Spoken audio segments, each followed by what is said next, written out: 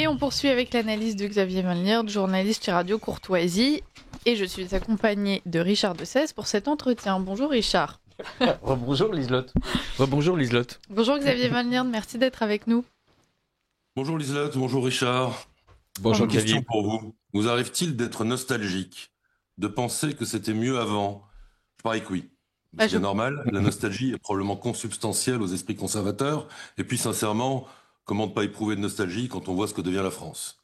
Comment ne pas penser qu'au-delà d'une tournure d'esprit, d'une propension personnelle à une certaine mélancolie, il est désormais tout à fait rationnel de penser que oui, c'était mieux avant. Mais voilà, la nostalgie n'est plus ce qu'elle était. C'est ainsi que Simone Signoret titrait son autobiographie parue en 1976. Et c'est ce que j'ai pensé moi-même en découvrant dimanche dernier la manifestation dite des Patriotes de la diversité qui a réuni quelques milliers de personnes à l'appel d'influenceurs français d'origine maghrébine, dont un certain Ben le Patriote et une certaine Enda Ayari qui se définit, elle, comme patriote engagée pour la France et qui s'étaient ensemble fixé ce bel objectif de recouvrir la place de la République de drapeaux tricolores. Alors, cette manifestation était en effet placée sous le signe de la nostalgie.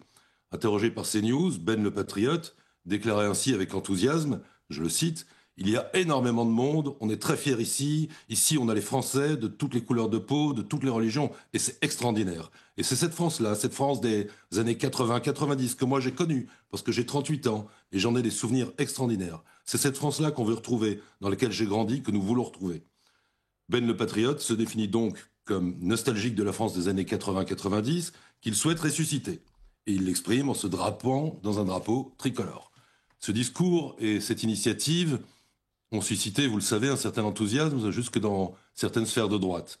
CNews et Frontières, par exemple, nos confrères, ont ainsi trouvé cette manifestation épatante parce que voir la place de la République pavoisée de drapeaux tricolores est évidemment plus agréable que de l'avoir recouverte, comme souvent ces derniers temps, de drapeaux palestiniens, et cela est bien sûr tout à fait compréhensible.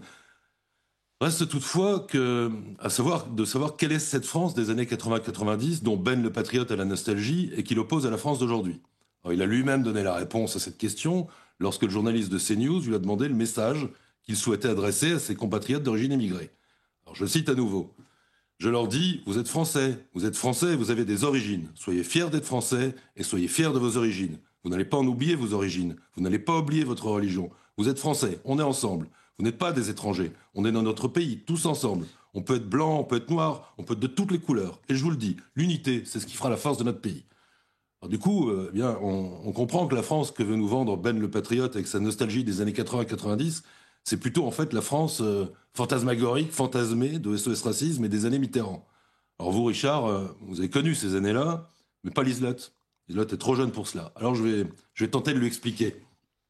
Nous sommes en 1983, Liselotte. 2 ans auparavant, François Mitterrand a gagné l'élection présidentielle sur un programme socialiste de lutte des classes.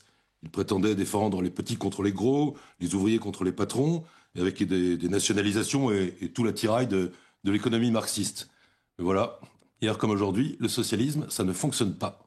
Si bien qu'en 1983, 2 ans plus tard, la France est déjà au bord de la faillite et les socialistes sont obligés d'abandonner toutes leurs promesses pour se rallier à la rigueur budgétaire, à l'européisme et au capitalisme le plus échevelé.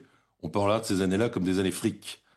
Et c'est pour masquer ce piteux reniement que les socialistes auront ce coup de génie. Remplacer la lutte contre le capitalisme par la lutte contre le racisme, en faisant l'immigré la nouvelle figure de victime et d'exploité qu'il faut défendre et promouvoir à tout prix. En gros, c'est du Terra Nova avant l'heure. 1 an plus tard, en 1984, l'Élysée réunit donc une petite bande d'agitateurs trotskistes, dont un certain Julien Drey qui n'était pas encore chroniqueur sur CNews, pour lancer l'opération SOS Racisme.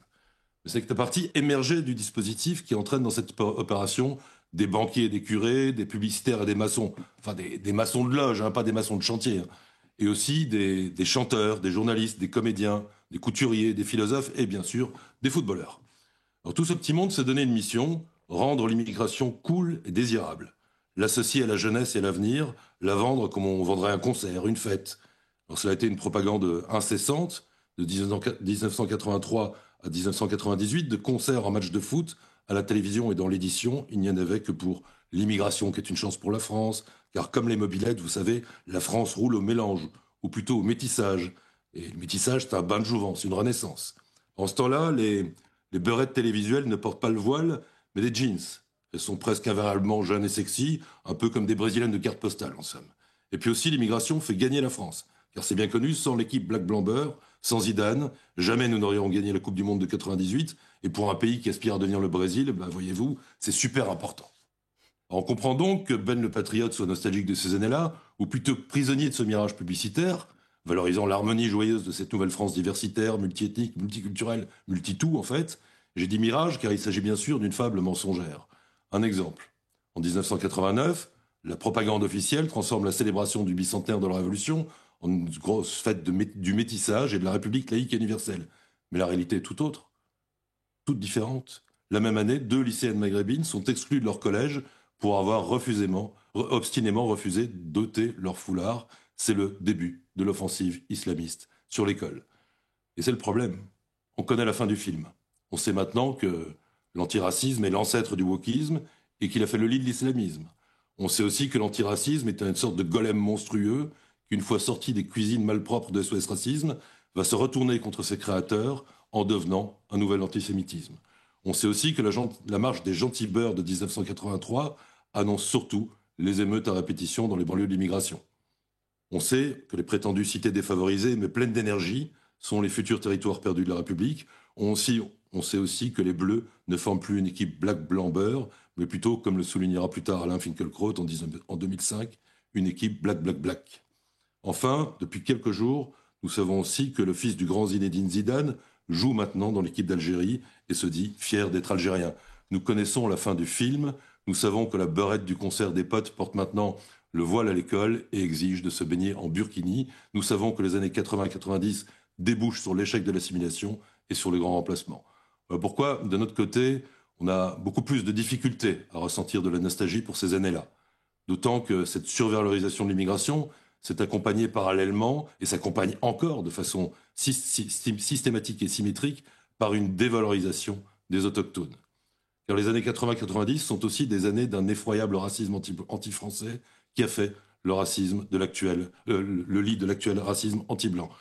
Comme dans cet éditorial de 1985 par lequel Bernard-Henri Lévy, philosophe officiel du régime mitterrandien, proclamait en guise de manifeste « Bien sûr, nous sommes résolument cosmopolites. Bien sûr, tout ce qui est terroir, béret, bourré, bignou, bref, franchouillard ou cocardier nous est étranger, voire odieux. » Il révélait de la sorte que cette France black-blanc-bleur est un terrible marché de dupes. En effet, voyez-vous, dans cette France-là, toutes les cultures sont valorisées comme un enrichissement, sauf une, la culture française. Dans la France black-blanc-beurre, seuls le black et le beurre ont le droit d'avoir des origines. Le blanc, lui, n'est plus vraiment une couleur. Il est prié de devenir une page blanche sur laquelle les autres vont écrire le futur de la nation française, créolisée. Alors vous me direz que telle n'est peut-être pas la position des organisateurs de la manifestation, que je leur fais un procès d'intention, qui sont peut-être sincèrement amoureux de la France. Peut-être. Mais de quelle France ? Bernard-Henri Lévy, encore lui, expliquait qu'il y a, je le cite, 2 nations. La charnelle, la substantielle, celle qu'on hérite, celle de Péguy et de Barrès, qui n'a de cesse d'engendrer, selon lui, la bêtise naturelle et fasciste. Et puis il y a l'autre, la nation antilyrique et abstraite, sans couleur, sans odeur, celle de tous les hommes, la mienne. Je redoute que ce soit cette nation-là, cette nation abstraite, sans couleur, sans odeur, sans saveur en fait, cette nation réceptacle de toutes les migrations que défend Ben le Patriote et ses comparses. En fait, j'en suis même sûr, puisqu'il se proclame patriote de la diversité, ce qui est quand même une contradiction dans les termes, et qu'il recommande, comme on l'a vu, aux immigrés de cultiver leur particularisme, leur origine, leur religion, c'est-à-dire en fait qu'il leur recommande de ne pas s'assimiler à la France. Les patriotes de la diversité célèbrent donc une nation qui n'a pas de contenu, une nation qui n'est qu'un contenant vide où veut être rempli par d'autres, une nation qui, malgré sa longue histoire, ne serait qu'un réceptacle destiné à les accueillir eux, une nation qui ne serait que le fourreau de notre grand remplacement. Et du coup, on se demande si cette manifestation bleu-blanc-rouge n'est pas surtout une manipulation black-blanc-beurre, une ultime tentative de repeindre en tricolore notre effacement afin que nous y consentions. Il faut donc se méfier des élans nostalgiques. Dans un récent article, le politologue Pascal Perrineau note que dans le champ politique, la nostalgie est une force puissante qui joue un rôle décisif pour construire de grands narratifs, mobiliser les militants, émouvoir et influencer les lecteurs. La nostalgie ne célèbre donc pas seulement le passé, elle éclaire le présent et elle dessine déjà un avenir. Voilà pourquoi épouser, comme l'ont fait certains dans notre camp, la nostalgie des années 80-90 vendue par Ben le Patriote, ou même simplement feindre de lui trouver du charme, n'est pas une habileté tactique, c'est une faute. Adopter la nostalgie de la gauche mène inévitablement à épouser sa vision du monde et son projet, et à devenir finalement une nouvelle gauche. La preuve en est que la droite qui adopte cette démarche finit par ne plus s'opposer à la gauche que dans une pathétique rivalité mimétique. Par exemple, en jouant à qui est le plus créolisé ou en se félicitant que le camp patriote ait en son sein plus de diversité que l'extrême gauche. Plus globalement, la droite, et tout particulièrement la droite conservatrice, doit cesser de s'envisager comme une sorte de gauche d'hier. Parce que de la sorte, elle ne réussira qu'une seule chose, devenir la gauche de demain. Et la France n'a vraiment pas besoin d'une gauche supplémentaire. Alors d'accord, laissons-le-nous aller à la nostalgie, qui est dans notre tempérament, mais avec discernement. La nostalgie est une forme d'amour, il faut donc lui trouver des objets qui en soient dignes, notamment en politique, surtout en politique. Et sincèrement, il y a quand même dans la longue histoire de France des épisodes plus dignes d'amour que ces poisseuses années 80. Merci Xavier Van Lierde pour cette chronique. On passe à la suite, on en discute avec Richard de Sèze. Alors, Xavier Van Lierde, d'abord, bravo, vous avez parfaitement résumé ce qu'étaient les années 80 et vous avez effectivement mis le fer dans la plaie. Les années 80, on connaît la fin. Les années 80, c'est la France de 2025 qu'elles ont réussi à produire. Autrement dit, c'est une catastrophe. Cela dit, quand on revient un peu en arrière, on se dit, ces gens réunis place de la République, non seulement couvertes de drapeaux français, mais surtout débarrassés de drapeaux palestiniens. Ils sont même allés jusqu'à arracher sur la statue de la République un drapeau palestinien qui traînait encore. Effectivement, ça fait plaisir. Et je ne peux pas m'empêcher de penser à la citation de Bainville, la France est mieux qu'une race, c'est un creuset. En fait, le prétendu creuset américain, on sait ce qu'il en est, puisque en fait c'est une guerre des races perpétuelle, une ségrégation perpétuelle, un communautarisme perpétuel. Effectivement, la France, elle, avait réussi, fut un temps, à assimiler des Italiens, des Polonais, des Portugais, et aussi des Ivoiriens, des Sénégalais. Enfin bref, la France et l'Empire français avaient peu à peu réussi à créer, sur quelques siècles de distance, une nation avec un caractère non pas diversitaire, car le mot n'existait pas, mais en tout cas une pluralité d'identités secondaires, les petites patries, pour employer ce mot qui existe dans le camp conservateur, où voilà, un Breton se sentait et breton et français, un Gascon et français, etc. Est-ce qu'on peut dénier à tous ces gens issus de la diversité qui sont français, certains français, non pas seulement de papier, mais aussi de cœur, semble-t-il, d'appartenir à la France ? Je pense pas que Bainville voyait la France comme un creuset mondial, très sincèrement. Maintenant, loin de moi l'idée de définir l'identité française par la seule race, par la zoologie en quelque sorte. En fait, j'aurais tendance à penser que la race, c'est l'identité de ceux qui ont perdu leur identité. Alors ça ne veut pas dire que nous ne définissons pas aussi de façon ethnique et par notre lignée, bien au contraire, mais ça ne suffit pas. Donc c'est une condition nécessaire, mais non suffisante. Donc voilà, pour ma part, il ne me viendrait pas à l'idée de dire, si on me demandait de définir mon identité, ah bah je suis blanc. Certes, je suis blanc, et cela compte, bien évidemment, mais il y a bien d'autres éléments qui rentrent en compte. Maintenant, c'est une question de dosage. Le problème auquel nous sommes confrontés, c'est que nous ne sommes pas face à quelques individus qui souhaitent, dans une démarche personnelle et obstinée, s'assimiler à la France. Nous sommes face à des peuples entiers qui débarquent et qui, comme l'expliquait Ben le Patriote, ou le recommandait même Ben le Patriote, sont invités à cultiver leur particularisme. Ça ne peut pas fonctionner. Moi, je pense que ce sont des questions qu'il faut traiter avec énormément de bon sens. Et en la matière, je ne cite pas toujours Charles de Gaulle en matière de bon sens, mais je crois qu'il a eu des mots assez définitifs. Il disait à ce propos, la citation est connue, mais je vais quand même la citer à nouveau. Il disait donc le 5 mars 1959 dans son bureau face à Perfit qu'il ne fallait pas se payer de mots. C'est très bien, disait-il, qu'il y ait des Français jaunes, des Français noirs, des Français bruns. Il montre que la France est ouverte à toutes les races et qu'elle a une vocation universelle, mais à une condition, qu'il reste une petite minorité. Sinon, la France ne serait plus la France.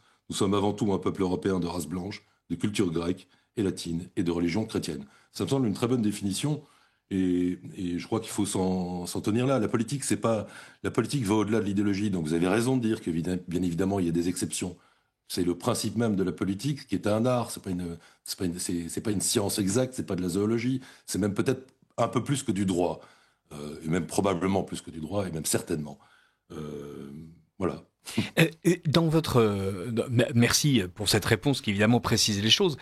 Quand on entend Ben le Patriote ou Enda Ayari, donc la co-organisatrice de cette manifestation, on est surtout gêné par le fait qu'ils disent France et ce mot magnifique est un réceptacle de très peu de choses en fait. Ce qu'ils mettent dans le mot France, c'est la laïcité et la République. Voilà. Et on a l'impression que pour eux, oui, enfin, je les cite eux, on a l'impression que pour eux, la France est un réceptacle qui peut effectivement, pourvu qu'on soit d'accord avec un principe de laïcité, et pourvu qu'on soit d'accord avec un mode de gouvernement, est capable d'accueillir tout et n'importe quoi. Et en fait, il s'agit d'un pur contrat social, en fait, donc ce qui est très révolutionnaire, ce qui est très républicain, en fait. Si vous acceptez la laïcité et si vous acceptez la République, vous êtes français, quelles que soient vos opinions, quelles que soient vos origines, quelles que soient les mœurs que vous avez envie d'adopter, quelles que soient les traditions dont vous vous réclamez. Et en fait, cette France,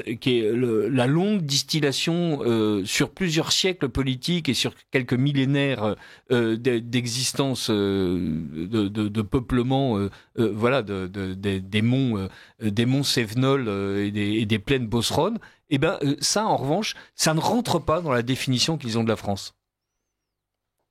Oui, vous avez raison de faire le lien avec la définition républicaine de la nation, définition qui correspond grosso modo à celle que Bernard-Henri Lévy faisait sienne, c'est-à-dire quelque chose qui effectivement est de l'ordre du contrat. Et donc, on contracte ou on contracte pas. Et donc, c'est tout sauf une véritable communauté. Ce n'est même pas vraiment une société en réalité. Et tout ça s'est accentué de façon absolument dramatique dans les années 80, justement. Je vais vous donner une illustration.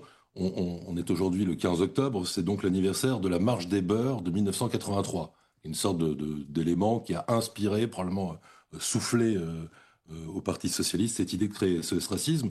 Eh bien, donc c'est une série de beurs qui montent de Marseille jusqu'à Paris pour réclamer à l'époque l'égalité. À l'époque, ils réclamaient l'égalité. Et assez rapidement, la gauche s'empare de cette marche et elle en fait ce que le sociologue Ahmed Boubaker a appelé un rendez-vous de la France avec elle-même, de la France comme pays de la diversité, comme pays d'immigration. C'est-à-dire qu'une sorte de retournement où il n'y a plus une identité française qui peut devenir un creuset, comme le disait Bainville, mais c'est la définition même de la France, c'est la diversité. Voilà. C'est pas la diversité qui pourrait être assimilée et fondue dans le pot commun. Non, c'est la diversité qui définit la France. Et donc, du coup, si on pousse le raisonnement, ceux qui ne seraient pas d'accord avec cette définition, eh bien, seraient en rupture, ils seraient moins français que les autres. Et en réalité, c'est un raisonnement par l'absurde qu'on entend souvent.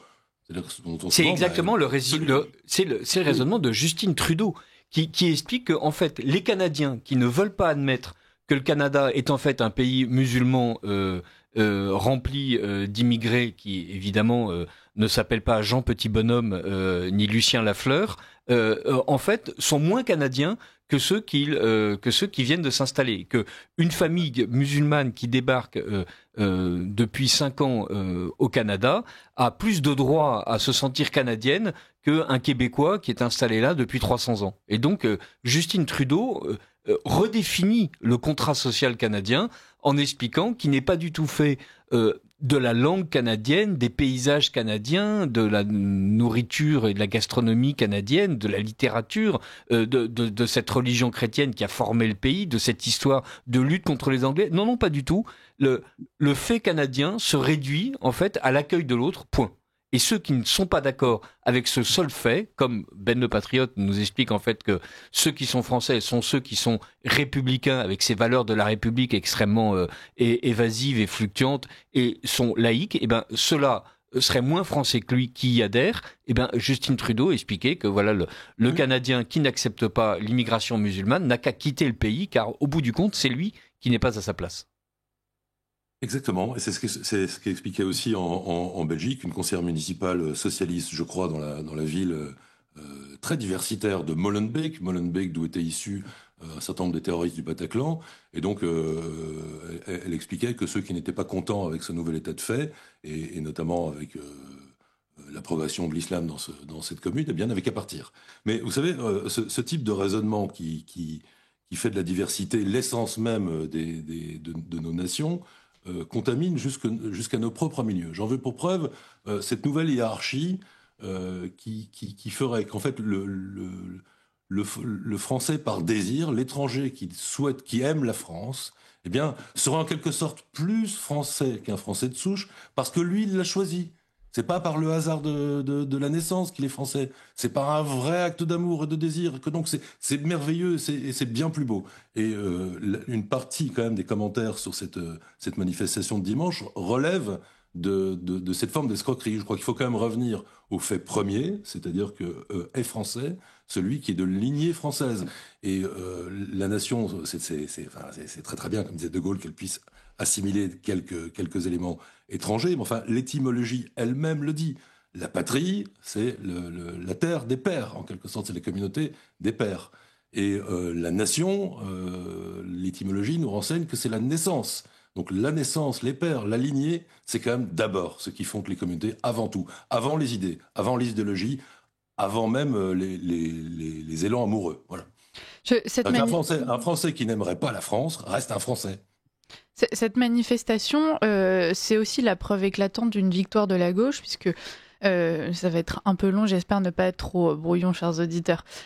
La droite a eu tellement de mal à assumer et à imposer l'idée qu'on pouvait être fier d'être français, qu'elle s'en tient désormais à cela, puisque ça serait le minimum, et que donc déjà, si on pouvait avoir cette victoire, ce serait pas mal. Et donc on s'est laissé imposer une sorte de complexe par la gauche, ou affirmer autre chose ferait de nous justement des racistes, des nazis, des fachos, enfin, toute la sémantique habituelle.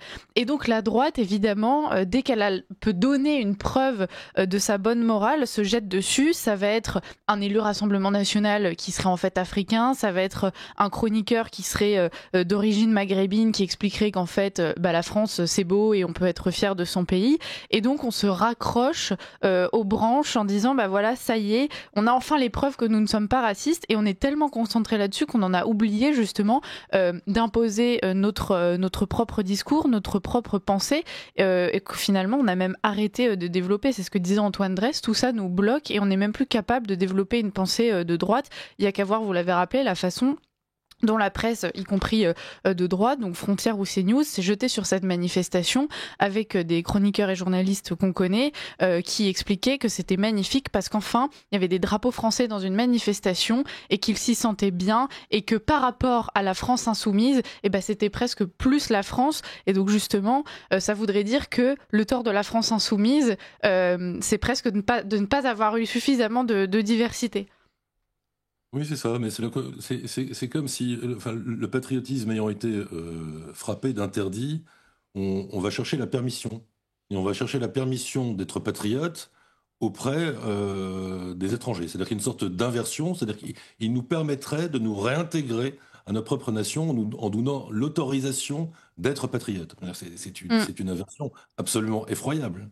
Oui, c'est parce que des gens qui sont réputés être de gauche nous expliquent que être patriote n'est pas mauvais, qu'à ce moment-là, le français de droite, ou le français tout court, recevrait l'onction gauchiste. Oui, ou l'onction diversitaire. Voilà.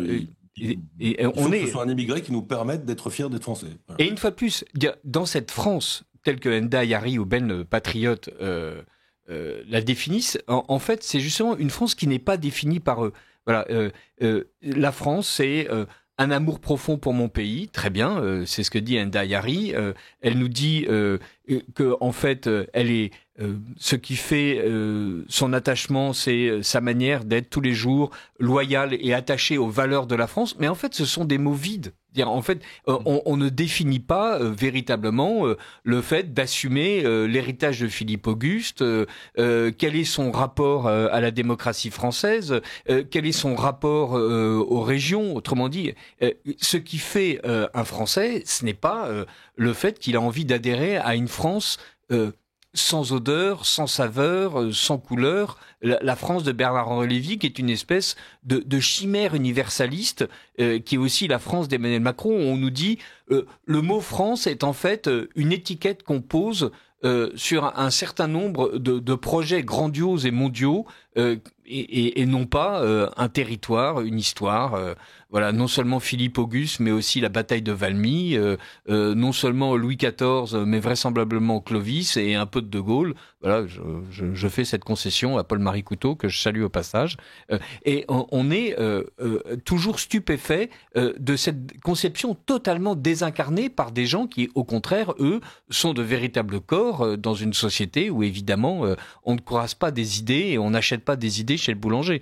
Moi, je vais chez le boulanger, j'y achète du pain et je l'achète à quelqu'un qui est bien vivant en face de moi. Je n'achète pas de la France de BHL sous forme de poudre incolore et vaguement effervescente. Je pense qu'on est prisonnier aussi d'un vieux débat entre la conception française de la nation et la conception germanique de la nation.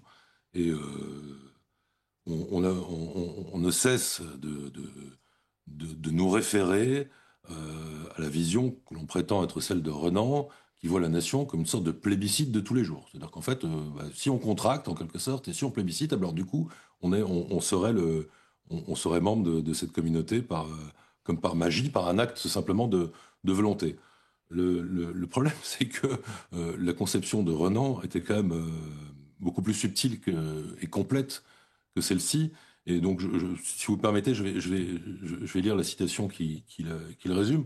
Il vous reste 30 secondes, Xavier. 30 secondes, c'est exactement ce qu'il faut. Ce serait très bien comme conclusion.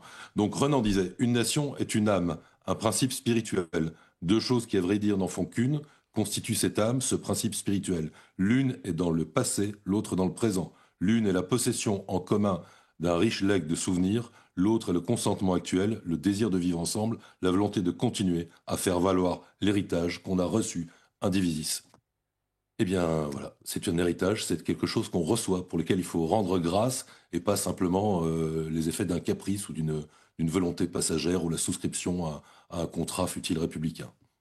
Merci Xavier Van Lierde pour cette analyse. Merci Richard de Sèze d'avoir participé à cet entretien. Et puis on espère que, encore une fois, ça posera quelques pierres dans le débat qui, pour le moment, est saisissant à droite. Donc on espère au moins équilibrer cette question, parce qu'on a l'impression que c'est pas trop fait par ailleurs. Donc chers auditeurs, si ces émissions vous plaisent, à la fois celle-ci et celle d'Antoine Dresse, on vous invite à les relayer sur vos réseaux sociaux, voilà, pour leur donner un petit peu de visibilité, donner de la visibilité à vos idées. Merci Xavier Van Lierde et je vous dis à la semaine prochaine.